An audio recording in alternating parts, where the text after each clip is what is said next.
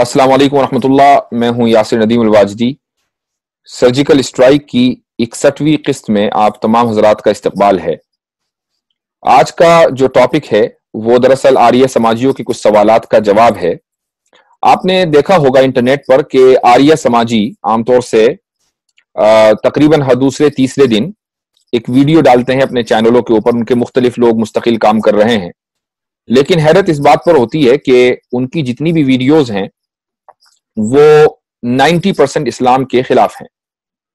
हमारा अपना मानना यह है कि सच्चाई को साबित करने के लिए किसी दूसरे को झूठा बनाना जरूरी नहीं है। अगर आप ये समझते हैं कि मेरी सच्चाई उस वक्त साबित होगी जब मैं सामने वाले को झूठा बनाऊंगा, जब मैं सामने वाले को झूठा समझूंगा, तो इसका मतलब यह है कि आपकी सच्चाई भी सच्चाई नहीं है। इस्लाम का सिर्फ यह कहना है कि इस्लाम को और उसकी सच्चाई को फैला दिया जाए। जरूरी नहीं है कि सामने वाले को झूठा करार दिया जाए और उसके खिलाफ वीडियोस बनाई जाएं। हम अगर इंटरनेट पर आकर इस्लाम का दिफा करते हैं तो वो इसलिए कि हमें जबरदस्ती इन मामलात के अंदर घसीटा जाता है। इस्लाम के खिलाफ झूठे प्रोपेगेंडे और झूठे इल्जामात लगाकर इस्लाम पर एतराजात किए जाते हैं, फिर चैलेंज दिया जाता है, और जब हम चैलेंज कबूल कर लेते हैं तो फिर मैदाने मुनाजरे से और जो तरीका है उसको चैलेंज को लेने का, उससे राह फरार भी इख्तियार कर लेते हैं लोग। इससे पहले जो हमने सर्जिकल स्ट्राइक का प्रोग्राम किया था वो पुष्पेंद्र कुशरेस्त के ताल्लुक से था। उसने और इसी तरीके से उसके दीगर साथियों ने मुसलमानों को चैलेंज किया था कि वो आकर उनसे मुनाजरा करें, उनसे डिबेट करें, उनसे बात करें। हमने उनसे राब्ता करने की कोशिश की, उनके जितने भी तरीके हो सकते थे वो सारे इख्तियार किए। आखिरकार हमें वीडियो बनानी पड़ी, वो वीडियो वायरल हो गई, यकीनन उन तक भी पहुंची होगी, लेकिन अभी तक के उन्होंने उसका कोई जवाब नहीं दिया। तो ये इस बात की दलील है कि ये लोग सच्चाई को न कबूल कर सकते हैं और न सच्चाई को बढ़ते हुए ये बर्दाश्त कर सकते हैं, और इसीलिए इनके जितने भी एफर्ट्स हैं, जो सारा जोर है वो इस्लाम के खिलाफ है, कुरान करीम के खिलाफ है और नबी करीम सल्लल्लाहु अलैहि वसल्लम की रिसालत के खिलाफ है, अहादीस के खिलाफ है। मेरे साथ आज एक साहब हैं जो इससे पहले भी एक दो बार सर्जिकल स्ट्राइक के प्रोग्राम्स में आ चुके हैं अपने सवालात लेकर। इनका नाम है अब्दुल अजीम, और इनकी खुसूसियत यह है कि ये अपनी तमाम तर मसरूफियतों के बावजूद अपने तौर पर अकेले आर्य समाज के फितने के मुकाबले के लिए डटे हुए हैं। ऑडियोज बनाते रहते हैं, वीडियोज बनाते रहते हैं और बहुत मेहनत करते हैं, और आर्य समाज के जो मुबल्लिगीन और पंडित हैं उनको ये अकेले चैलेंज करते हैं। इनकी हिंदी और संस्कृत बहुत मजबूत है और वेदों का बड़ा अच्छा मुताला है, और इसी बुनियाद पर ये इससे पहले भी आए थे और इसी बुनियाद पर ये आज भी हमारे प्रोग्राम में शरीक हैं, और अपने कुछ वो सवालात के जिनको मुसलमानों के खिलाफ उठाया गया और आर्य समाजियों ने जिनको बुनियाद बनाकर मुसलमानों को चैलेंज किया है, ये वो सवालात लेकर आज आए हैं। तो अब्दुल अजीम भाई, मैं आपका आज के प्रोग्राम में इस्तकबाल करता हूं। तो पहले तो ये बता दीजिए कि आज के जो सवालात आपके हैं उसका पस मंजर क्या है? जी, संदीप आर्या से अभी कल ही मैंने व्हाट्सएप के जरिए से मैंने उससे राब्ता कायम किया था, और मैंने उससे सबसे पहला मैसेज ये लिखा था कि मुफ्ती यासिर नदीम अल-वाजिदी साहब से अगर दम हो तो आप डिबेट करें। तो उसके ऊपर उसने पहले तो मुफ्ती साहब को पहचाना नहीं कि कौन है मुफ्ती यासिर, तो उसने बुखारी शरीफ की एक हदीस भेज कर कहा कि इसके ऊपर मैं बहस करने को मैं तैयार हूँ, और वो कॉल रिकॉर्डिंग भी है, वो मुफ्ती साहब आप जरा सुनाइएगा। जो मैं उन्हें रात को तकरीबन 12 बजे के करीब मेरी उससे कॉल पर भी बात हुई, तो उसने ये बात भी कहा, वादा भी किया कि सुबह में 9 बजे जो है प्रोग्राम सेट हुआ है, गुफ्तगू तय हुई है, मैं 9 बजे मुफ्ती साहब को आगे से कॉल कर दूंगा। जी हाँ, मैंने तकरीबन 1 घंटा संदीप का इंतजार किया। उसने मुझे चैलेंज दिया और उसके बाद मैं 1 घंटे तक इंतजार करता रहा और कि शायद अब मैसेज आए, लेकिन वो तैयार नहीं हुए गालिबन। मेरे पास भी उनका एक मैसेज आया कि भाई पहले आप मुझे इस हदीस का जवाब दें, और मैंने उनसे ये कहा कि आप मुझसे ये चाहते हैं कि आपके एतराजात का मैं प्राइवेटली जवाब दे दूं। मैं ये चाहता हूं कि मैं आपके एतराज का पब्लिक फोरम पर आकर जवाब दूं, और आप मुझसे मुतालबा कर रहे हैं कि नहीं प्राइवेट जवाब दो, तो ये तो अजीब बात है। तो बहरहाल संदीप आर्या से आपकी गुफ्तगू हुई और उन्होंने पहले मुसलमानों को चैलेंज किया, उसके बाद जब हमने चैलेंज कबूल कर लिया तो वो खुद ही پیچھے ہٹ گئے. ان کی جو آڈیو ہے یہ اپنے ناظرین کو سنانا چاہوں گا.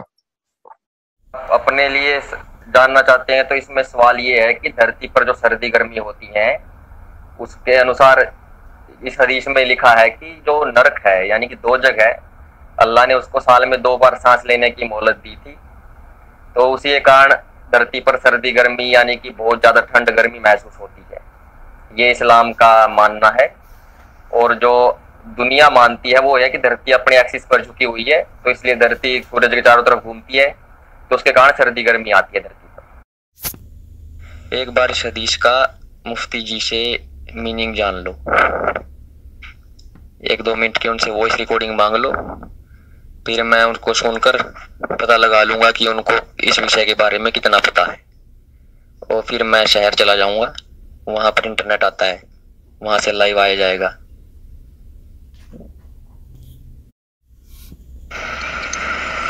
بھائی دیکھیں, اگر مفتی صاحب میننگ بتائیں پھر آپ کہیں کہ مجھے اطمینان نہیں ہوا ہے, پھر آپ کچھ وائس بنا کے سینڈ کریں گے, پھر مفتی صاحب کو وائس بنا کر سینڈ کرنی پڑے گی, تو اس سے بات جو ہے نا پھر یہیں تک رہ جائے گی, یہیں پر بات وائس کے اوپر ختم ہو جائے گی.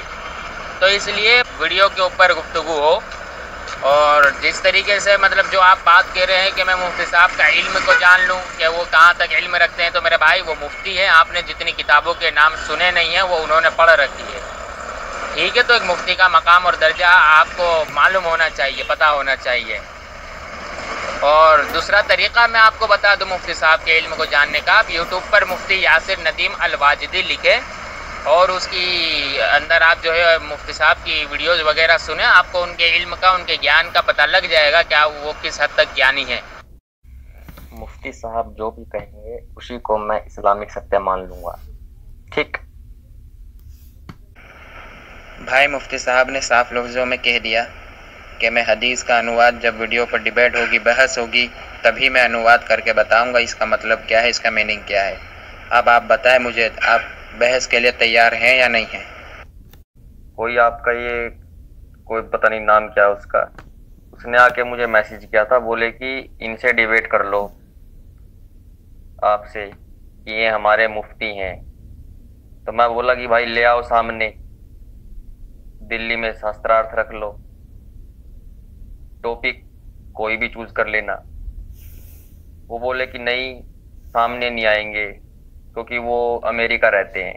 پھر میں نے کہا کہ بھائی میرے پاس نیٹ کی اتنی بڑی سویدھا نہیں ہے, لیکن پھر بھی میں نے کوشش کی صبح, لیکن نیٹ کنیکشن نہیں جڑ پایا میرا, کیونکہ گاؤں میں بجلی نہیں رہتی فی الحال, کیونکہ یہ ابھی گیہوں کا سمے ہے نا, پک گئے ہیں, تو کئی بار لائٹ کے کارن شارٹ سرکٹ ہو جاتا ہے, تو اس سے کیا ہوتا ہے کہ گیہوں میں آگ لگ جاتی ہے. تو اس لیے دن میں صرف 1 گھنٹہ مشکل سے لائٹ آتی ہے, وہ بھی رات کو ہی آتی ہے. لیکن اگر آپ چاہیں تو ایک بار جو میں نے اوپر یہ حدیث پوچھی ہے اس کا اتر دے دیجئے, تاکہ مجھے آپ کا پتہ چل جائے کہ آپ کی سوچ کس طرح کی ہے. اب سب کچھ ماننے ہاں نہ ماننے میں کوئی وہ نہیں ہے. دیکھیے ایسا ہے سندیپ بھائی, ہمیں تو کوئی شوق نہیں ہے کسی کے خلاف بولنے کا. ویڈیوز آپ ہی بناتے ہیں اسلام کے خلاف, اور پھر ویڈیوز میں چیلنج بھی کر دیتے ہیں کہ بھائی آ جاؤ بات کر لو. تو اس لیے کسی نے آپ سے کہا ہوگا کہ بھائی ان سے بات کر لو, آپ نے قبول کر لیا, تو اس نے مجھ سے رابطہ کیا, میں نے کہا ٹھیک ہے. تو اس لیے جو ہے بہرحال جو ٹائم آپ نے دیا تھا ہم نے اس پر انتظار کیا, آپ نہیں آئے, وہ الگ بات ہے, آپ کی مجبوری ہوگی. لیکن آپ نے یہ بھی کہا تھا کہ آپ کہیں قریبی شہر میں جا سکتے ہیں, سٹی میں جا سکتے ہیں, وہاں سے بات کر سکتے ہیں. ہمارے لیے آپ کے یہاں آنا فی الحال ممکن نہیں ہے, لیکن آپ کا قریبی شہر جانا ممکن ہے. رہی بات یہ کہ میری تھنکنگ کیا ہے کیا نہیں ہے, آپ میرا نام ڈال دیجیے گا یوٹیوب پر, آپ کو سویو ویڈیو ہے مل جائیں گی, اس سے اندازہ ہو جائے گا آپ کو ہماری کیا تھنکنگ ہے. اس حدیث کا جواب اسی حدیث میں ہے, لیکن میں آپ کو اس لیے نہیں دوں گا ابھی کیونکہ یہ ضابطے کے خلاف ہے, یہ اصول کے خلاف ہے. کیونکہ اگر آپ نے اس حدیث کو بنیاد بنا کر چیلنج دیا ہے تو بھائی اس چیلنج کا جواب تو سب کے سامنے دیا جانا چاہیے نا. اور مجھے حیرت اس بات پر ہے کہ جو چیز سب کے سامنے ہونی چاہیے وہ آپ مجھ سے کہہ رہے ہیں کہ میں پرائیویٹلی آپ کو بتا دوں. तो ये तो अजीब बात हुई। मैं तो ये समझ रहा था, एक्सपेक्ट कर रहा था कि आप ये कहेंगे कि भाई मेरे सवालों का जवाब पब्लिक फोरम पर आकर दो, और मैं कह रहा हूं कि मैं पब्लिक फोरम पर आकर दूंगा, आप कह रहे मुझे प्राइवेटली दो। तो खैर, आपकी वीडियोस मेरे सामने लोग मुझे भेजते रहते हैं और मेरी बहुत सारी वीडियोस हैं, आप आसानी के साथ सर्च कर सकते हैं। अगर आपको बात करनी है तो वीडियो चैट कर लेंगे ताकि सब लोगों के सामने बात हो जाए। एक मैक्सिमम टाइम सेट कर लेते हैं 1 घंटा, ताकि लोगों का टाइम भी वेस्ट ना हो। पता चला कि हम चले जा रहे हैं और 2 घंटे 3 घंटे, तो उससे कोई फायदा नहीं होता कि इतना टाइम किसी के पास नहीं है। 1 घंटा टाइम सेट कर लेते हैं। कुछ आपके सवाल हैं, मैं जवाब दे दूंगा, कुछ मेरे सवाल हैं, आप जवाब दे दीजिएगा। और अगर नहीं करनी है तो कोई हर्ज नहीं है, फिर हमें भी आपके खिलाफ बोलने का कोई शौक नहीं है आर्य समाज के, और आपको भी नहीं होना चाहिए। जो आदमी जिस चीज के ऊपर जो उसका बिलीफ है वो करता रहे अमल, क्या प्रॉब्लम है। लेकिन जब आप चैलेंज देते हैं तो फिर सामने वाला तो फिर एक्सेप्ट करेगा उसको।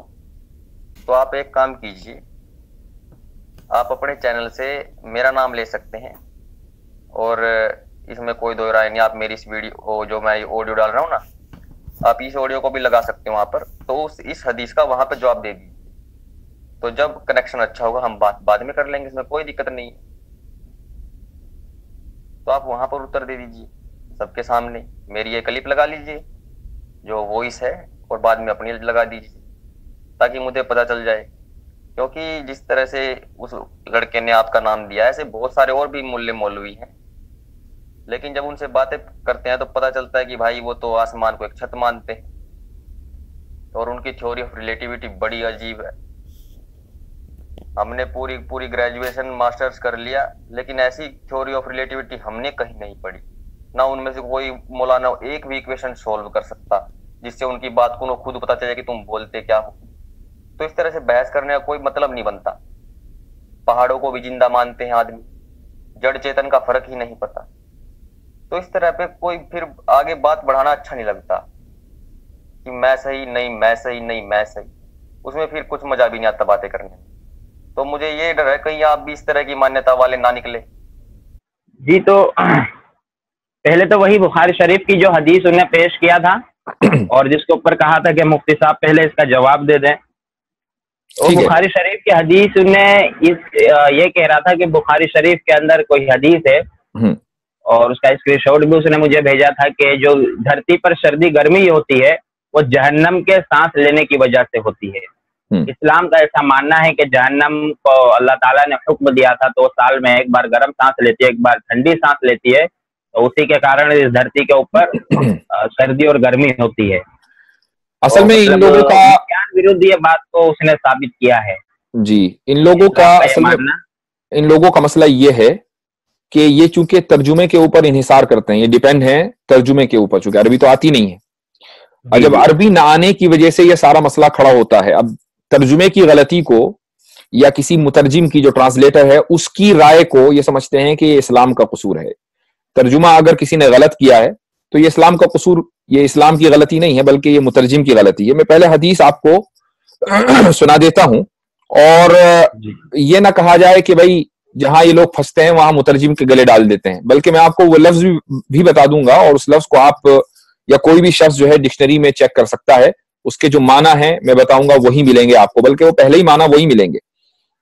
हदीस जो है ये बुखारी में भी आई है और मुस्लिम में भी आई है, और हदीस के अल्फाज हैं कि हजरत अबू हुरैरा रज़ी अल्लाहु अन्हु से रिवायत है कि इश्तकतिन नारु इला रब्बिहा। अब इसका जो तर्जुमा किया है और वो स्क्रीनशॉट जो मुझे भेजा है वो ये है कि hello fire complained, hello fire का लफ्ज आया है जिसको अंग्रेजी में हेल फायर कहा जाता है, उर्दू में हम उसको अरबी में जहन्नम बोलते हैं। तो जहन्नम ने गोया के अपने रब से शिकवा किया, शिकायत की, अपनी तकलीफ का इजहार किया और कहा कि या रब अकल बादी बादन फअज़िन लहा बिनफसैनी, ए रब मेरे एक हिस्से ने दूसरे हिस्से को खा लिया है तो अल्लाह ने उसको 2 सांस लेने की इजाजत दी। नफसिन फिश शिताई व नफसिन फिश सैफ, एक सांस गर्मी में और दूसरा सांस सर्दी में। फहुवा अशद्दु मा तजिदून मिन अल हर व अशद्दु मा तजिदून मिन अज़्ज़महरीर, تو اسی لیے تم سخت گرمی اور سخت سردی پاتے ہو. یہ الفاظ ہیں بخاری شریف کی حدیث کے اور اسی طریقے سے مسلم شریف کی. یہاں پر جو سب سے اہم لفظ ہے وہ ہے النار. اشتکت النار، کہ نار نے شکوہ کیا. اب آپ کوئی بھی ڈکشنری اٹھا لیجئے، عربی، اردو، عربی انگلش، عربی سنسکرت اگر کوئی ہو، عربی پرشین، کوئی بھی کسی بھی عربی کی ہونی چاہیے. آپ ڈکشنری اٹھا لیجئے اور اس میں لفظ ڈالیے نار. نار کا جو ترجمہ آپ کو ملے گا وہ کیا ہوگا؟ آگ. نار جو ہے آگ کو کہتے ہیں، انرجی کو کہتے ہیں. اچھا، سورج میں انرجی ہی ہے، سورج کے اندر اور کیا ہے؟ گیسز ہیں اور انرجی ہے. تو یہاں پر جو النار ہے اس سے مراد جہنم نہیں ہے، ورنہ تو لفظ ہوتا جہنم. جہنم تو خود عربی زبان کا لفظ ہے. یہ ہوتا کہ اشتکت جہنم. نار کا لفظ آیا ہے. اس کا مطلب یہ ہے کہ اللہ تعالیٰ نے جب سورج کو پیدا کیا تو اس کو انرجی ریلیز کرنے کی اجازت دی، اور اس کی وجہ ہے کہ اگر یہ اجازت نہ دی جاتی، اس کی ایک مثال دیتا ہوں میں آپ کو. پریشر کوکر ہے، پریشر کوکر کے اندر بھی انرجی ہوتی ہے، وہ انرجی بھاپ کی ہوتی ہے. اب اگر وہ پریشر کوکر بھاپ ریلیز نہ کرے تو ایسا بھی ممکن ہے کہ وہ پھٹ جائے، اتنی زیادہ انرجی اس کے اندر ہو جاتی ہے. تو وہ وقتاً فوقتاً اس میں سے انرجی ریلیز ہوتی رہتی ہے اور اس طریقے سے کھانا بنتا ہے پریشر کوکر میں. تو ایسے ہی سورج کے اندر جو انرجی ہے وہ ریلیز ہوتی رہتی ہے. تو اللہ تعالیٰ نے سورج کو اجازت دی اپنی انرجی ریلیز کرنے کی. یہ مطلب ہے حدیث کے ابتدائی ٹکڑے کا. اب اس کے بعد آپ صلی اللہ علیہ وسلم کی جو حدیث ہے وہ یہ ہے کہ اللہ نے سورج کو 2 سانس لینے کی اجازت دی. تو کیا صرف سورج 2 ہی مرتبہ انرجی ریلیز کرتا ہے؟ ایسا نہیں ہے، بلکہ کانسٹنٹلی جو انرجی ہے وہ سورج سے ریلیز ہوتی رہتی ہے. تو 2 سانس کا مطلب کیا ہے؟ دراصل 2 سانس کا مطلب مکہ اور مدینہ کے جو 2 سیزن ہیں ان کو بیان کرنا مقصود ہے. چونکہ اس علاقے کے اندر سال میں 2 ہی سیزن ہوتے ہیں، تیسرا چوتھا سیزن ہے ہی نہیں. کچھ علاقوں کے اندر 4 سیزن ہوتے ہیں، گرمی ہے، سردی ہے، بہار کا موسم ہے، پتجھڑ کا موسم ہے. کچھ علاقوں کے اندر 3 سیزن ہوتے ہیں، اور اس علاقے کے اندر مکہ اور مدینہ میں صرف 2 ہی سیزن ہوتے ہیں. یا تو گرمی ہوگی یا گرمی کی شدت میں کچھ کمی آ جائے گی، اسی کو سردی بول دیا جاتا ہے. تو ان 2 سیزنوں کو بیان کرنے کے لیے کہ 2 ہی سیزن ہے، یہاں پر آپ صلی اللہ علیہ وسلم نے یہ تعبیر اختیار کی اور کہا کہ سورج 2 مرتبہ گویا کہ اپنی انرجی ریلیز کرتا ہے. ورنہ اچھا، یہ حدیث خود بتا رہی ہے، اس بات کی طرف خود اشارہ کر رہی ہے کہ موسموں کا جو تعلق ہے وہ سورج اور دنیا کی پوزیشن سے ہے. سورج اور دنیا کی جو پوزیشن ہوگی وہی اسی اعتبار سے سیزن آئے گا. کہیں سردی آئے گی، کہیں گرمی آئے گی. ہم دیکھتے ہیں کہ بعض مرتبہ جب ہمارے علاقے میں یعنی جو نارتھرن ایٹماسفیئر ہے وہاں گرمی ہوتی ہے تو سدرن ایٹماسفیئر میں سردی ہوتی ہے. تو یہ سب چیزیں کیا ہیں؟ یہ دنیا اور سورج کی جو پوزیشن ہے یہ اس کے اختلاف کی وجہ سے، اس کے بدلتے رہنے کی وجہ سے سیزن بدلتا ہے. تو اس چیز کو بیان کرنے کے لیے سانس کا لفظ اس حدیث کے اندر آیا ہے. تو اب ظاہر ہے کہ چونکہ ان بیچاروں کا جو انحصار ہوتا ہے، ٹوٹل ڈیپینڈنسی ہوتی ہے، وہ حدیث کے ترجموں کے اوپر ہوتی ہے. اور ترجموں سے آپ معنی کبھی نہیں سمجھ سکتے، ترجموں سے آپ مس گائیڈ تو ہو سکتے ہیں، لیکن جب تک کہ آپ جس زبان میں وہ ٹیکسٹ ہے اس زبان کو نہیں سمجھیں گے تب تک آپ کے ذہن میں یہ اس طرح کے الٹے سیدھے سوالات آتے رہیں گے. اس حدیث سے صاف پتہ چل رہا ہے، بلکہ یہ ایک بہت ہی سائنٹیفک حدیث ہے. اس حدیث سے صاف پتہ چل رہا ہے کہ زندگی کا جو دار و مدار ہے وہ سورج کے اوپر ہے، اس انسانی زندگی کا. اور یہ حقیقت ہے. آپ سورج کو تھوڑی دیر کے لیے تصور کر لیں کہ سورج نہیں ہے، تو سورج نہ ہونے کی وجہ سے اس پورے سولر سسٹم میں، اس دنیا ہی میں نہیں، پورے سولر سسٹم میں کہیں بھی کسی بھی طرح کی کوئی زندگی کا کے آثار نہیں رہیں گے. یہ اس حدیث کا مطلب ہے. جی آگے چلیے. اور انہیں یہ تو مجھے وہ بھیجا تھا جس کے اوپر انہیں بولا تھا کہ مفتی صاحب سے اس کا انواد مانگ لیں، تو اس کے بعد میں ان سے جو ہے بحث کرنے کے بارے میں وچار کروں گا شہر جا کے. اور دوسرے بھی اپنی ویڈیوز وغیرہ کے اندر وہ وچار کریں نہ کریں اس سے ہمیں کوئی فرق نہیں پڑتا. میں نے ان کو ایک جب انہوں نے مجھے واٹس ایپ میسج بھیجا تو میں نے ان سے یہ بھی کہا کہ بھائی آپ چیلنج نہ دیا کریں، آپ کو جو کرنا ہے وہ کریں. آپ کسی سے بات نہیں کرنا چاہتے نہ کریں، ہمیں کوئی شوق نہیں ہے آپ سے بات کرنے کا. ہم خود نہیں چاہتے کہ ادھر ادھر ڈیبیٹس کرتے پھریں، लेकिन जब आप मुसलमानों को चैलेंज देते हैं तो मुसलमान तो फिर कबूल करेंगे ना उसको, जबकि हमें पता है कि सच्चाई क्या है, हमें पता है कि हमारी इन आयात और नबी करीम सल्लल्लाहु अलैहि वसल्लम की जो अहादीस है उसका सही मतलब क्या है। और जब आप झूठ मतलब बयान करके हमें चैलेंज करेंगे तो हमें तो जवाब देना पड़ेगा। जी जी बिल्कुल। तो ऐसे ही दूसरे वीडियोस वगैरह के अंदर भी वो ऐसे साइंटिफिक एतराजात करते रहते हैं। तो मैं एक चीज और कहना चाहूंगा, मैं ये समझता हूं कि ये जो इतने सारे लोग निकल कर आए हैं, इनका मकसद शायद कुछ पैसे कमाना है। यूट्यूब का जो मोनेटाइजेशन सिस्टम होता है ना, कि इन्होंने एक वीडियो बनाई 10 मिनट की, उसमें 4 एडवर्टाइज लगा दिए। तो अब जाहिर है कि अगर किसी की 15-20 हजार भी व्यूज हो गए तो अब इतनी सारी वीडियोस हैं तो महीने में उसको 4-5 हजार रुपए मिलते रहते होंगे। जी जी जी। तो गांव की जिंदगी में 4-5 हजार रुपए घर बैठे मिल रहे हैं, किसी को क्या बुरे लग रहे हैं? तो भाई चलो ठीक है, इस्लाम की वजह से अगर किसी का घर चल रहा हो तो चल जाए, हमें क्या एतराज है।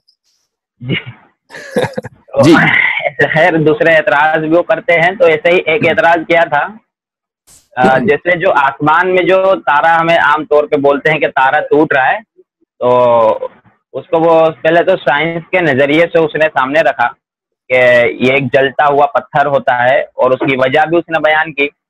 फिर उसके बाद में उसने बोला कि मगर इस्लाम मानता है कि ये जो पत्थर है, जब अल्लाह ताला कोई ऑर्डर पास करता है तो वो 7वें आसमान से लेकर जो है धीरे धीरे सारे फरिश्ते 7वें से जो है 6ठे 5वें तक वो हुक्म आता है, ऑर्डर आता है, तो उसमें बीच में शैतान चोरी कर लेता है। तो शैतान जब चोरी करता है तो वो जब भागता है तो फरिश्ते जो है उसे पत्थर मारते हैं, ये वो चीज है। और इसके ऊपर फिर एक एतराज ये किया कि शैतान तो नजर आता नहीं है, तो जो चीज नजर नहीं आती उसको मार कैसे लगेगी। एक बात तो ये बोला था। दूसरी बात उसने ये बयान किया था उसमें कि जो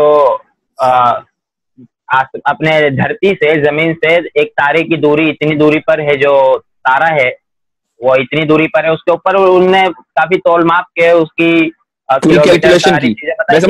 मैं समझता हूँ कि उसकी वीडियो जो है वो चलाई जाए ताकि हमारे जो मैं वही कहने वाला था, नाजरीन हैं वो उसके एतराज को अच्छी तरीके से समझ लें कि वो कहाँ जा रहा है और क्या कहना चाहता है जी। और उसके बाद फिर मैं इंशाल्लाह जवाब दूंगा। एक और हदीस है, ये देख लीजिए। तो इसमें क्या है कि धरती पर जो भविष्यवाणी करने वाले होते हैं वो शैतानों से सांठगांठ कर लेते हैं। इस्लाम में मान दे, इसको जादू वादू कहते हैं, वो भी काला जादू, कि शैतानों के साथ कुछ आदमी सांठगांठ कर लेते हैं अपनी। और फिर अल्लाह जो ऑर्डर देता है वो कहते हैं कि अल्लाह के ऑर्डर को सुन के आओ, मैं यहाँ पे भविष्यवाणियां करूंगा, पहले से ही बता दूंगा सबको आदमी। तो फिर वो इसलिए फरिश्ते ऊपर जाते हैं अल्लाह की, फिर वो ऑर्डर को चुरा कर पहले बता देते हैं उस व्यक्ति को। तो इस तरह की बात भी ये मानते हैं। तो अब इसका अगर हम हिसाब लगाएं टोटल, कि जो पहला आसमान है ना उसमें तो तारे लगे हुए हैं, और सबसे नजदीक का तारा भी हमसे 4.27 लाइट ईयर दूर है। लाइट की स्पीड से भी चलेंगे तो 4.27 साल लग जाएंगे। और सबसे दूर का जो आज तक ऑब्जर्व किया है, उससे पीछे भी हो सकते हैं, जो आज तक हमने ऑब्जर्व किया है, जो गैलेक्सी का पुंज मिला है हमको, तारों का समूह, वो मिला है 9 अरब प्रकाश वर्ष दूर। यानी कि इसको किलोमीटर में बदले हम तो ये देख लेना इतना बन जाएगा। तो इतना किलोमीटर तो मिनिमम है पहला आसमान, क्योंकि पहले आसमान में स्टार लगे हुए हैं। और उसके ऊपर उसमें है पहला आसमान, वहां पे जाता है शैतान और फिर वहां से बात चुराता है। वो बात चुरा कर चला भी जाता है, आ भी जाता है भाई साहब। और वो पत्थर भी मारते हैं, उल्का पिंड, और उल्का पिंड धरती पर भी आ जाती है वहां से पहले आसमान से।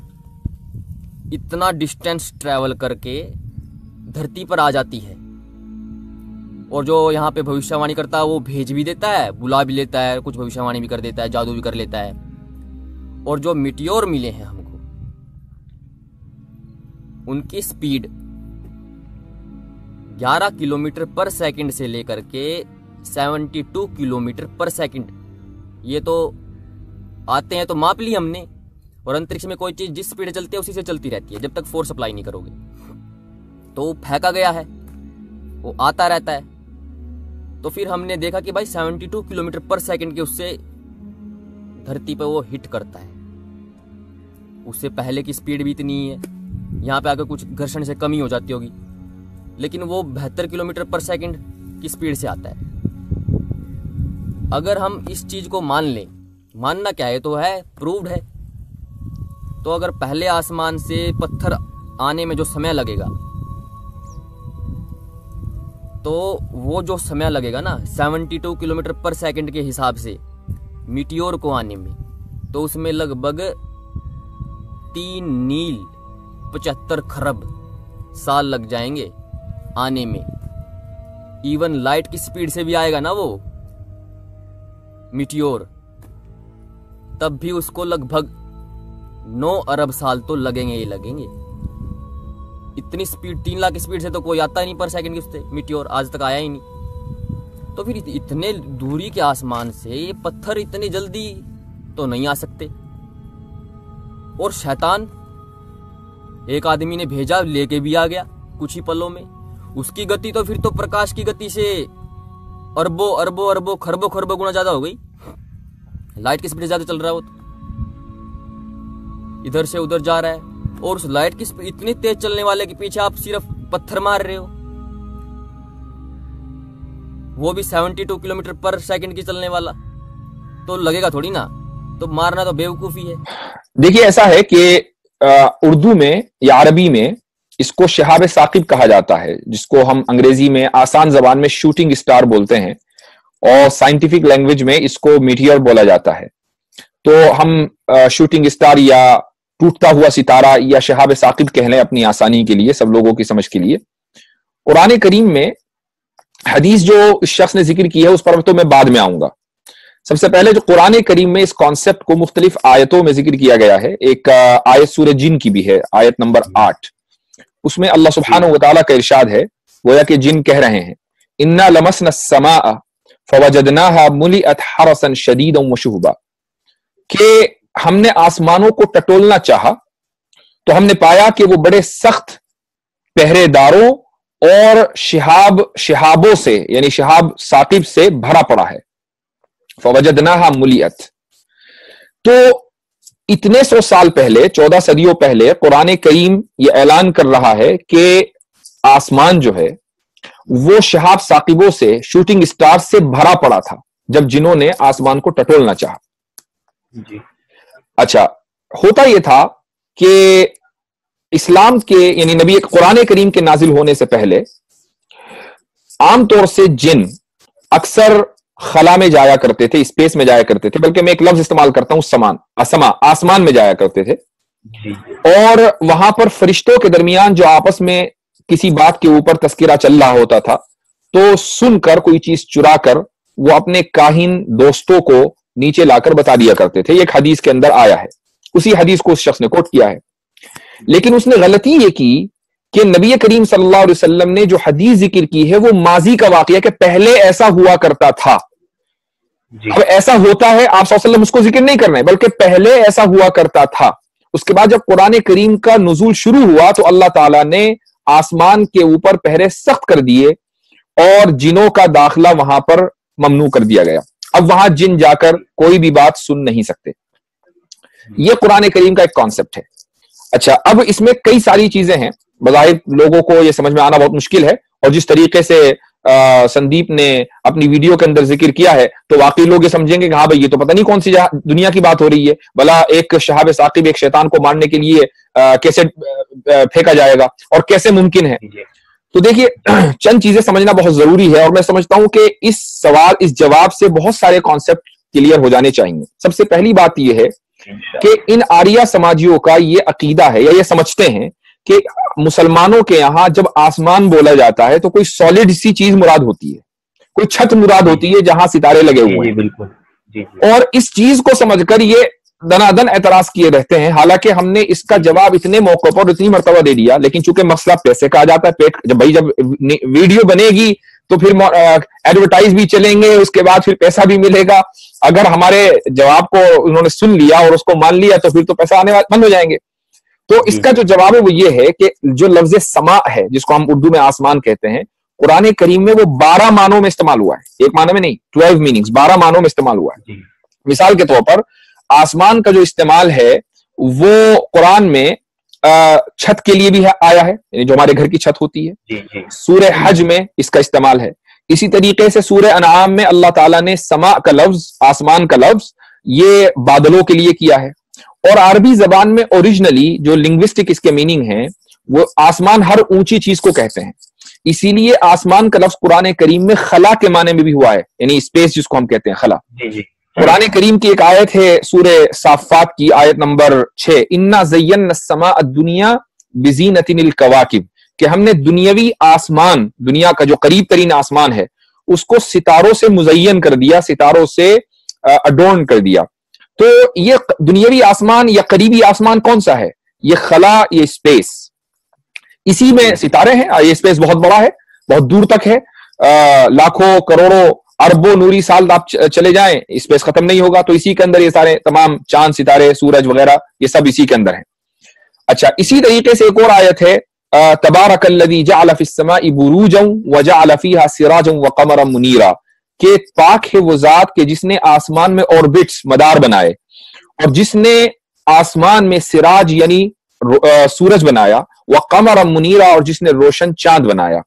तो ये आसमान कहाँ है? ये खला है।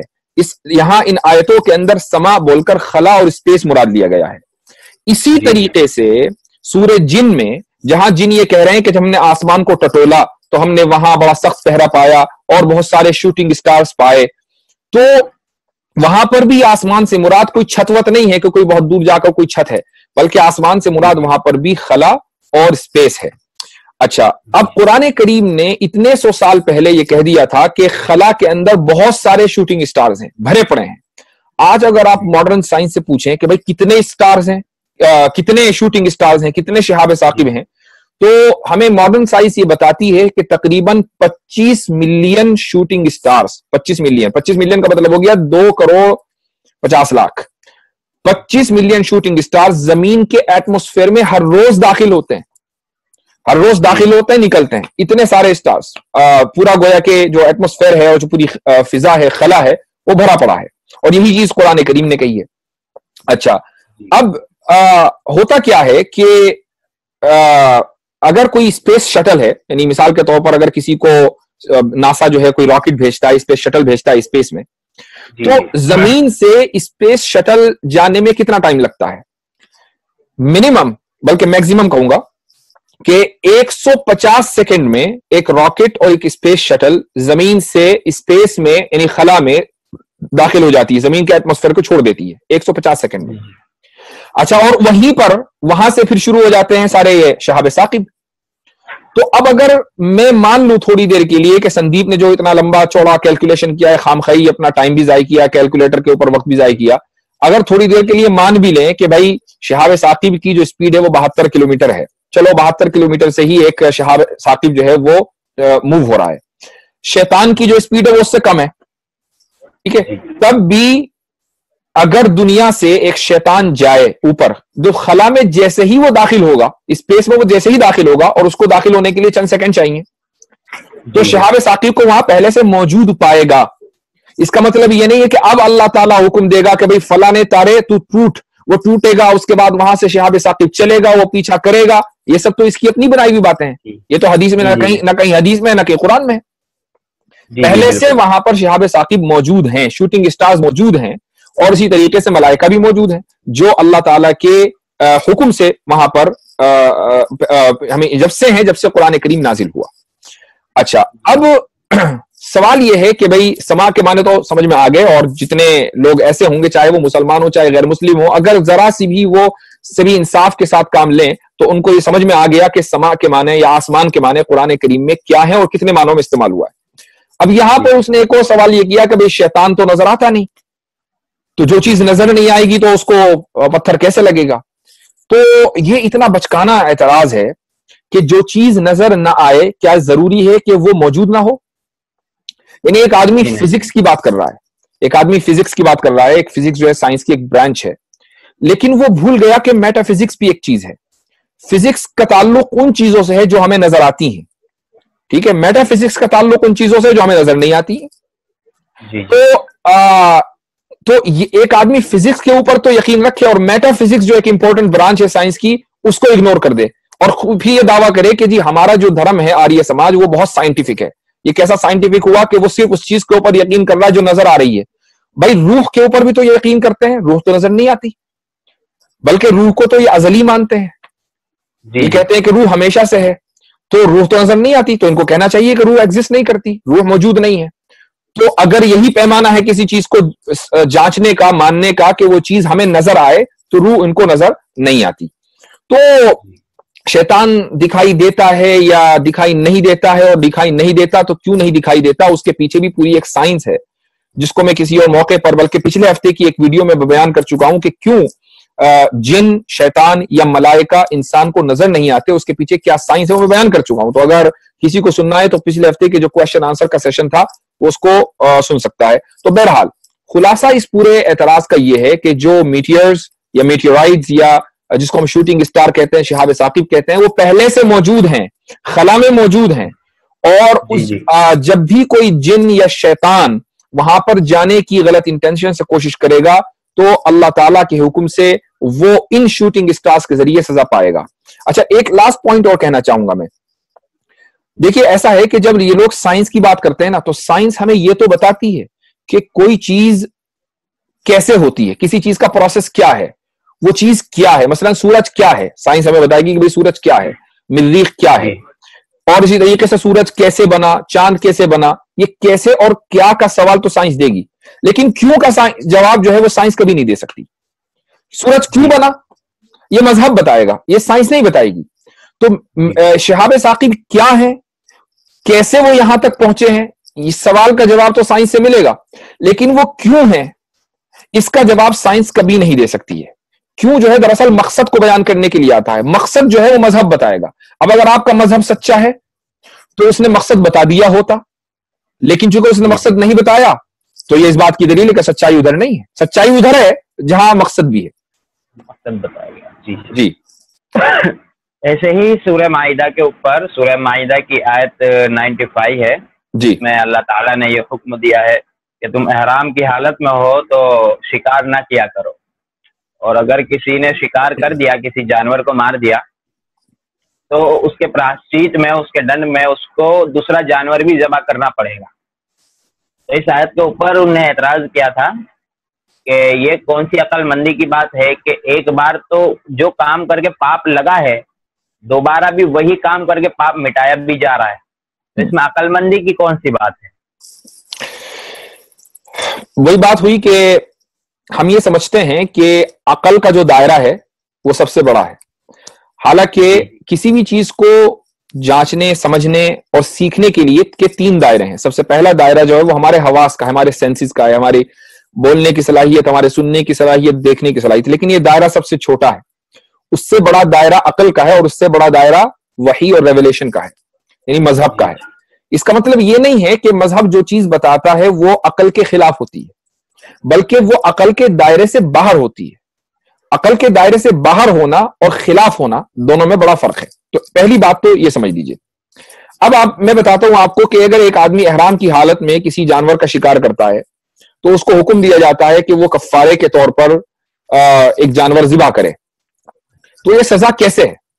देखिए, वो सजा इस तरीके से है कि जब उसने जानवर का शिकार किया एहराम की हालत में, तो ये जानवर मुर्दार हो गया जी। चाहे उसने ज़िबा किया हो, चाहे किसी भी तरीके से शिकार किया हो, ये मुर्दार है, और मुर्दार किसी के लिए भी हलाल नहीं है। ना तो वो खुद खा सकता, ना दूसरे को खिला सकता, ना बेच सकता, अब उसका कोई मसरफ नहीं जी। अच्छा, उसके बाद उसको हुक्म दिया गया कि अब तुम कुर्बानी करो, जो तुमने गुनाह किया है तुम एक जानवर कुर्बान करो।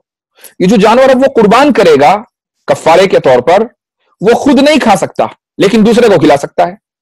तो अब सजा इस तरीके से हुई कि पहले जब उसने शिकार किया था खुद खाने के लिए, तो ना तो वो उसको खा सका, ना दूसरे को खिला सका, ना दूसरे को खिला सकता जी। अब जब वो ज़िबा कर रहा है तो सजा के तौर पर वो खुद नहीं खा सकता लेकिन दूसरा खाएगा जी जी।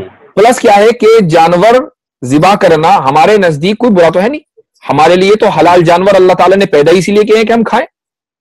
तो इससे किसी का यानी जानवर का नुकसान हो रहा तो होता रहे, वो तो अल्लाह ताला ने इसी मकसद से हलाल जानवरों को पैदा किया है कि लोग उसको खाएं। अब अगर कोई खुद नहीं खाना चाहता तो उसका नुकसान है। अच्छा, एक चीज मैं आपको और बताऊं कि ये जो मैंने अकल का दायरा और इसी तरीके से वही का दायरा जिक्र किया है, इसकी एक मिसाल मैं आपको देता हूँ। मिसाल है हज, चूंकि हजी का जिक्र चल रहा है इस आयत के अंदर, एहराम की हालत में, एहराम हज के मौके पर बांधा जाता है। तो हज में क्या होता है? हज में ये कि एक आदमी को हुक्म होता है कि भाई तुम अपना घर बार छोड़ो और मक्का में आ जाओ, वो मक्के चले जाता है। वहां से उसको हुक्म होता है कि मक्का छोड़ दो, अब वो कहां जाता है? वो मीना चले जाता है। फिर उसको हुक्म होता है कि तुम मीना छोड़ दो, तो मीना छोड़कर वो कहां जाता है? वो अरफात चला जाता है। फिर हुक्म होता है कि अरफात भी छोड़ दो, मुजदलिफा चले जाओ। चलो भाई मैं मुजदलिफा आ गया। अब हुक्म होता है वापस मीना जाओ, अब वो मीना आ गया। अब फिर हुक्म होता है वापस मक्का जाओ, फिर वो मक्का चला जाता है। तो ये जो उसका जो पूरा सफर है मुस्तकिल, वो मूवमेंट में है। अब अगर कोई ये पूछने लगे कि भाई इतनी दूर से मैं इंडिया से, दुनिया के दूसरे मुल्कों से, कोनों से सफर करके मक्का आया था, बस यही हज हो जाता, अब यहां भी छोड़ के फल कभी मीना तो कभी अरफा तो कभी मुजदलिफा, फिर मीना, फिर वापस मक्का, तो इसमें क्या लॉजिक है? इसमें कोई लॉजिक नहीं है, चूंकि इसका ताल्लुक लॉजिक से है ही नहीं। इसका चूंकि इबादतों का जो ताल्लुक है वो लॉजिक, यानी लॉजिक जज नहीं कर सकती है इबादतों को। ये बड़ा दायरा है, ये लॉजिक के खिलाफ तो नहीं है, लेकिन लॉजिक के दायरे में भी नहीं आता। हाँ, इसकी हिकमतें हो सकती हैं, ये एक अलग मसला है। तो अब इन लोगों का विचारों का, चूंकि हमारे दीन को समझना इन लोगों को बस का नहीं है, तो ये छोटी सी एक हदीस लेते हैं, जब आयत लेते हैं, इनको समझ में नहीं आती तो ये वीडियो बना के फौरन 400 रुपए कमा लेते हैं। बस ये इनकी लाइफ है विचारों की। जी हाँ, संदीप ने और भी ऐसे आर्य समाजियों ने एक और भी वीडियो ऐसे ही वायरल कर रखी है कि कुछ अरबी लोग हैं, वो ऊंट का पेशाब पी रहे हैं और उससे मुंह वगैरह धो रहे हैं, और स्क्रीन के ऊपर बुखारी शरीफ की हदीस का एक हवाला दिया हुआ है। तो गालिबन वो हदीस भी है कि अल्लाह के रसूल ने कुछ लोगों को ऊंट का पेशाब पीने के लिए कहा था। जी हाँ, बिल्कुल। इसके ऊपर भी एतराज करते हैं कि ये ऊंट का पेशाब पी रहे हैं। नहीं, बात तो सही है, बिल्कुल हदीस मौजूद है। इसमें हम लोग जो है अपोलोजेटिक नहीं है कि हम किसी चीज को छुपा लें, जो कि हमारे नजदीक हर चीज का एक लॉजिकल रीजन है, माकूल वजह है। अलबत्ता वो जो वीडियो है वो भी कोई जस्टिफाइबल नहीं है, क्योंकि वो जो आदमी है उसने सर पे रुमाल बांध रखा है, तो जाहिर है वो किसी अरब के इलाके का है। वो क्या कर रहा है कि ऊंट पेशाब कर रहा है, उसके पेशाब को उसने हाथ में लिया और अपने मुंह को और अपनी दाढ़ी को वो जो है उससे गीला कर रहा है और पी भी रहा है जी। तो अगर उसको हदीस पर ही अमल करना था तो हदीस में तो जिस्म पर मलने और दाढ़ी पर मलने का कहीं हुक्म नहीं है। अच्छा, फिर वो एक खास बीमारी है, वो खास बीमारी है कि जिसमें आप सल्लल्लाहु अलैहि वसल्लम ने ऊंट का दूध और पेशाब पीने का हुक्म दिया था। ऐसा नहीं है कि आप यानी बस उसको रोजाना यही काम कर लें कि पेशाब पीते रहें। तो उससे जो है बाज मर्तबा क्या होता है कि दवा जब आप ज्यादा मिकदार में लेते हैं या गैर जरूरी तौर पर आप दवा लेते हैं तो दवा वो रिएक्शन भी कर जाती है। यही वजह है कि 2016 में बल्कि 15 में वर्ल्ड हेल्थ ऑर्गेनाइजेशन है WHO, उसने एक एडवाइजरी जारी की थी कि मिडिल ईस्ट के अंदर बहुत सारे लोग गैर जरूरी तौर पर ऊंट का पेशाब पी रहे हैं कि जिससे उनके बैक्टीरिया हो रहा है। तो जब किसी भी चीज को आप गैर जरूरी तौर पर करेंगे तो जाहिर है कि उसका तो असर होना ही है। तो अब मैं बताता हूं आपको उसके पीछे क्या लॉजिक है। देखिए, ऐसा है कि ऊंट का जो पेशाब है, बल्कि ऊंट का ही क्या, पेशाब बहुत से जानवरों का, उसके अंदर भी अल्लाह ताला ने शिफा रखी है। इससे पहले चाहे वो गाय हो, ऊंट हो, अल्लाह ताला ने उसके अंदर शिफा रखी है। अच्छा, और उसकी दलील ये है कि 2 दलीलें मैं आपको दूंगा। पहली दलील तो पुरानी है। एक बहुत मशहूर साइंटिस्ट गुजरे हैं, मुस्लिम साइंटिस्ट हैं, मेडिकल साइंटिस्ट, उनका नाम है इब्न सीना, और उनको इंग्लिश वर्ल्ड में, यूरोप में आज भी एवेसेना के नाम से जाना जाता है। उनकी एक बहुत मशहूर किताब है अल कानून, जिसको द कैनन बोला जाता है। और जो ये किताब है द कैनन, ये लैटिन जबान में, जर्मन में, फ्रेंच में इसका तर्जुमा हुआ, और ये 17वीं 18वीं सदी तक यहाँ की यूनिवर्सिटियों में मेडिकल साइंस के अंदर पढ़ाई जाती रही। और उसकी बुनियाद पर भी बहुत सी नई किताबें लिखी गई जो आज मेडिकल साइंस में दाखिल हैं। तो एवेसीना ने द कैनन में लिखा है कि ऊंट का जो पेशाब है, वो हर ऊंट का पेशाब, उसके अंदर अल्लाह ताला ने इलाज नहीं रखा, बल्कि एक खास किस्म का ऊंट है जिसको नजीब कहा जाता है अरबी में, और ये अरब के कुछ खास इलाकों में बद्दुओं के पास रहता है। उस खास किस्म के ऊंट के अंदर अल्लाह ताला ने शिफा रखी है। ये एवेसीना का द कैनन में उनका स्टेटमेंट है। तो एक तो बात यह है। दूसरी बात यह है कि एक बीमारी है ब्लड क्लॉट। یعنی خون کا جو ہے لوتھڑا، خون کہیں جم جاتا ہے، بلڈ کلاٹ ہو جاتا ہے، اس سے ہارٹ اٹیک بھی ہوتا ہے، تو اس سے اور بھی بیماریاں ہو سکتی ہیں، برین ہیمپریج ہو سکتا ہے. تو اس کو ختم کرنے کی ایک دوا آتی ہے، اس کو بولتے ہیں فائبرنولیٹکس. فائبرنولیٹکس، یہ جو فائبرنولیٹکس دوا ہے اس کی پھر 3 قسمیں ہیں. ایک قسم کا نام ہے پلازمینیجن. اب جب آپ اس پلازمینیجن دوا کے اجزاء دیکھیں گے کہ اس میں کیا کیا اجزاء ملے وہ ہوتے ہیں، اس کے انگریڈینٹس کیا ہیں، تو ان میں ایک انگریڈینٹ آپ کو ملے گا یوروکینیس. اچھا، پیشاب کو انگریزی میں کہتے ہیں یورین، اور یہ جو جز ہے، انگریڈینٹ ہے، اس کا نام ہے یوروکینیس، یعنی یہ یورین سے بنا ہے. یورین سے یہ جز لیا گیا اور اس بلڈ تھنر کے اندر ڈالا گیا. جب وہ بلڈ تھنر انسان لیتا ہے تو اس کا جو کلوٹ ہے وہ تحریر ہو جاتا ہے اور کلوٹ ختم ہو جاتا ہے. تو یہ گویا کہ پیشاب میں اللہ تعالیٰ نے یہ تاثیر رکھی ہے. آج جو ہے اونٹ کے پیشاب سے یوریکنیس بنایا جا رہا ہے اور بہت ساری دواؤں کے اندر ڈالا جا رہا ہے. میڈیکل سائنس اس کو ایکنالج کر چکی ہے. اب بھی اگر کوئی آدمی اعتراض کرے کہ بھائی نبی کریم صلی اللہ علیہ وسلم نے ان لوگوں کو اونٹ کے پیشاب پینے کا حکم کیوں دیا تھا اور اس کے پیچھے کیا لاجک ہے اور یہ تو بڑی گندگی کی بات ہے، یہ سب چیزیں غلط ہیں. اس لیے کہ جب کسی مسئلہ آتا ہے علاج کا تو پھر جہاں بھی انسان کو شفا مل سکے، ایز لانگ ایز وہ چیز نجیس العین نہ ہو، یعنی مکمل گندگی نہ ہو، جیسے وہ پورک ہے یا وائن ہے، تو اللہ تعالیٰ کی طرف سے حکم ہے کہ اس چیز کو اختیار کر لیا جائے بطور علاج کے. اس میں کوئی حرج نہیں ہے. اور جبکہ آج حالانکہ ہم میڈیکل سائنس کی کنفرمیشن کے محتاج نہیں ہیں، یہ چیز میں نے اس لیے ذکر کی کہ میڈیکل سائنس نے اس کو مان لیا ہے تاکہ جو یہ لوگ اعتراض کرتے ہیں اسلام کے خلاف ان کا دل ٹھنڈا ہو جائے، کیونکہ ان کو تو ایمان ہے نا میڈیکل سائنس کے اوپر، وہ تو ہر چیز اسی کے اعتبار سے جج کرتے ہیں. جی اس کے اوپر ایک سوال اور کروں؟ جی بولیے. تو اس کے اوپر مطلب جو خاص جو اعتراض ہوتا ہے نا وہ یہ ہوتا ہے کہ اسلام میں تو پیشاب حرام ہے، تو یہ جو پیشاب پینے کی جو مجبوری میں اجازت ہے نا، جس طرح انما حرم علیکم المیتۃ، ساری چیزیں حرام ہیں. کچھ چیزیں ایسی ہوتی ہیں جن کو علاج کے طور پر استعمال کیا جاتا ہے. تو اگر کہیں کسی انسان کو علاج کے لیے کچھ بھی مل رہا ہے اور ڈاکٹر نے کہہ دیا کہ اس سے علاج ممکن ہے، تو اس کا بطور علاج استعمال بالکل جائز ہے. میں نے صرف 2 چیزیں الگ کی ہیں. وہ 2 چیزیں کیا ہیں؟ ایک تو خنزیر، کیونکہ خنزیر میں اللہ تعالیٰ نے کوئی شفا نہیں رکھی. اب زبردستی اس کے انزائم نکال کے دوا میں ڈال دو تو بات الگ ہے، حالانکہ اس سے بہتر جو ہے وہ آپشنز اویلیبل ہیں. اور دوسری چیز کیا ہے؟ وائن. اس کے اندر بھی کوئی شفا اللہ تعالیٰ نے نہیں رکھی ہے. باقی زہر میں بھی شفا ہے. سانپ کے زہر تو دواؤں کے اندر استعمال ہو رہا ہے. تو اب کوئی یہ کہے کہ نہیں جی زہر تو بڑی خطرناک چیز ہے، زہر سے تو انسان مر جاتا ہے، میں تو یہ دوا نہیں لوں گا. بھائی جب اللہ تعالیٰ نے اسی میں شفا رکھ دی تو یہ لو.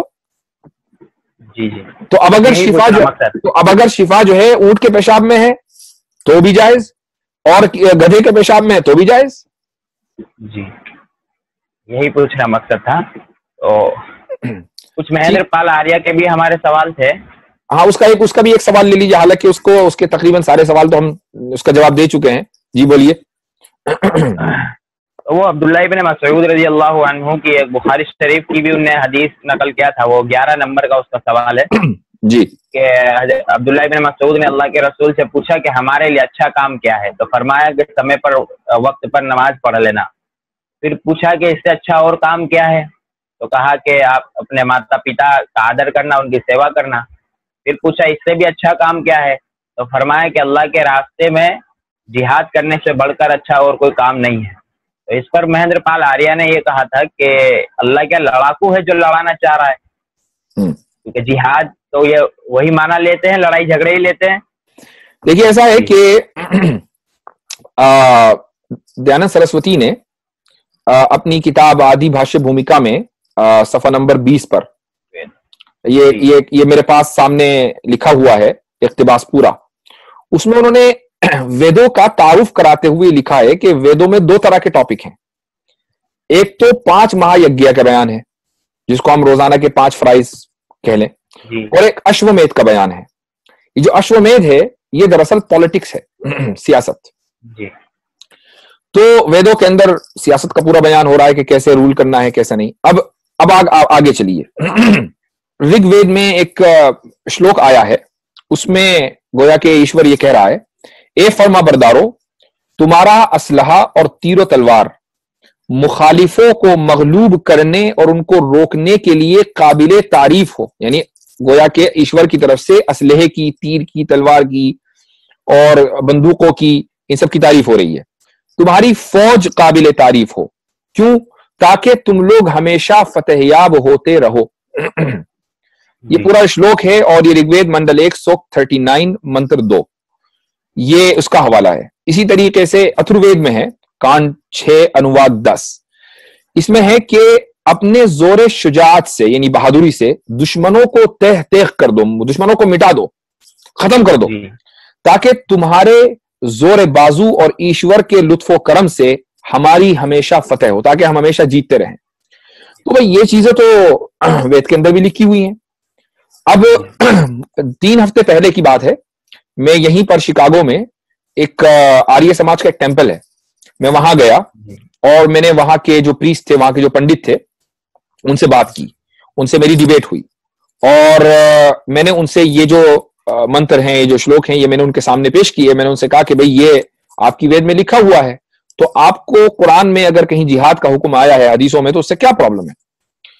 تو وہ اس کا ڈیفینڈ نہیں کر پائے، بلکہ انہوں نے یہ کہا کہ ہمیں تو کوئی پرابلم نہیں ہے، کوئی بھی چیز، کوئی بھی مذہب اور کوئی بھی آئیڈیالوجی جہاد کے حکم کے بغیر یا لڑائی کے حکم کے بغیر چل ہی نہیں سکتا. تو ان کا کہنا یہ تھا کہ ہر مذہب کے اندر لڑائی کا حکم ہے، یہ خود آریہ سماج کے پنڈت نے تسلیم کر لیا. تو اس لیے پہلے تو وہ جواب دے دیں مہندر پال آریہ، اس کے بعد پھر ہم جواب دیں گے اس حدیث کا کیا مطلب ہے.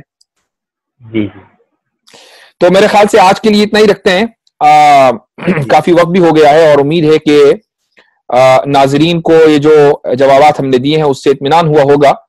اور جتنے بھی آریہ سماجی اس پروگرام کو دیکھ رہے ہیں یا غیر مسلم اس پروگرام کو دیکھ رہے ہیں، اگر ان کو کوئی بھی اعتراض یا کوئی بے اطمینانی کی بات ہو کہ نہیں جی یہ اعتراض ہمیں سمجھ میں نہیں آیا، جواب سمجھ میں نہیں آیا، تو وہ ہمیں میسج کر سکتے ہیں، کوئی مسئلہ نہیں ہے. اور میں پھر لاسٹ میں ڈسکلیمر کے طور پر یہ کہنا چاہوں گا کہ ہمیں ڈیبیٹس کا کوئی شوق نہیں ہے. ہم نے جب جب ڈیبیٹ کی ہے تو مجبوری میں آ کر کی، یعنی یہ ڈیبیٹس ہم پر مسلط کی گئی ہیں. ہمیں چیلنج دیا جاتا ہے، پبلک پلیٹ فارم کے اوپر کہا جاتا ہے کہ بھائی دیکھو فلاں صاحب اس کو ہم نے چیلنج دیا تھا اور انہوں نے قبول نہیں کیا، جب ہم قبول کر لیتے پھر یہ لوگ بھاگ جاتے ہیں. تو انشاءاللہ کوئی سوال اسلام کے خلاف ایسا نہیں ہے اعتراض کہ جس کا جواب اسلام کے پاس نہ ہو. یہ ہو سکتا ہے کہ میرے پاس نہ ہو لیکن اسلام کے پاس ضرور ہے. تو بہرحال اسکرین پر دیے ہوئے جو ہمارے سوشل میڈیا لنکس ہیں اس کو آپ حضرات ضرور سبسکرائب کریں، اور ہمارے عبدالعظیم بھائی کی بھی بہت ساری آڈیوز اور ویڈیوز یوٹیوب کے اوپر ہیں، ان کا لنک بھی میں انشاءاللہ آپ کو دوں گا کامنٹ باکس میں، تو اس کو بھی آپ ضرور سبسکرائب کریں. اس طرح کے کاموں کی ہمت افزائی کی بے انتہا ضرورت ہے. آج کے بہت سارے لوگ آج کل سوشل میڈیا کے اوپر ٹائم ضائع کرتے ہیں، اس طرح کی ویڈیوز دیکھ لیتے ہیں اور وہ پھر پریشان ہو جاتے ہیں. تو اس لیے اس طرح کے جو لوگ ہیں وہ ایسے لوگوں کی بے لوث خدمت کر رہے ہیں، اپنا ٹائم لگاتے ہیں، اپنی محنت لگاتے ہیں، اپنا وقت لگاتے ہیں، اور اس کے بعد پھر یہ کانٹینٹ تیار کر کے لوگوں کو دیتے ہیں. تو ضروری ہے کہ ان کے کانٹینٹس کو، ان کے چینلز کو سبسکرائب کیا جائے اور ان کی ہمت افزائی کی جائے. تو آج کے لیے اتنا ہی. جزاکم اللہ خیر الجزا. اگلے ہفتے پھر ملاقات ہوتی ہے. السلام علیکم ورحمۃ اللہ وبرکاتہ.